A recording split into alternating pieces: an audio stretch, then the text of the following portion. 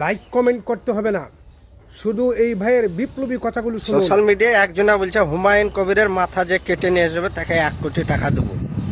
তা ভাই তুই এখানে মাথাটা কাটতে পার, আয় আল্লাহর কসম তোকে যদি পাপড়ের মতন চিবিয়ে যদি না খেয়ে আই তো এই মুচ কেটে নেবো। তুই কি ভাবছিস হুমায়ুন কবিরকে? কি ভাবিস? যাতা ভাবিস? আর কি সরকারের টাকা দিয়ে করছে বাবরি মসজিদ? না তোর বাপের টাকা দিয়ে করছে? না তোর বাপের জমি জায়গা দিয়ে করছে রে?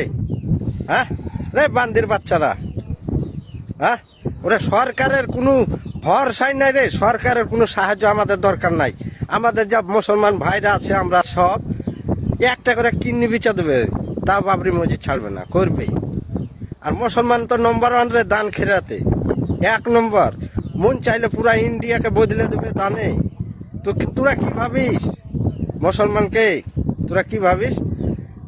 যারা দান করে তারা নাম বলে না, বুঝতে পারলি? বড় বড় এমন এমন আছে কোটি কোটি টাকা দান করবে তল দিয়ে, কেউ জানতে পারবে না, নাম করতে মানা করে। আজই তো 80 কোটি টাকা দান করেছে, তার নাম বলতে মানা করেছে। আজকে টাটকা 1 কোটি টাকা।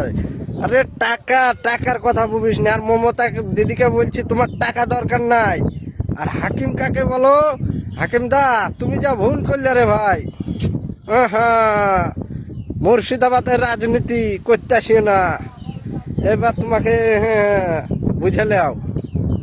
আর কালকে যারা বহরমপুরে মিটিং এ গেছিল মমতাকে দেখতে, আজ তারাই যাচ্ছি বাবরি মসজিদ ওই জায়গায়, সব কয়টা তারাই। খুব রাজনীতি চলছে রে ভাই।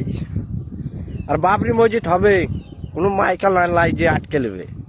ভিডিওটা শেয়ার করে দাও সবার সামনে। একজন মুসলমানের বিপ্লবী ভাষা এমনই হওয়ার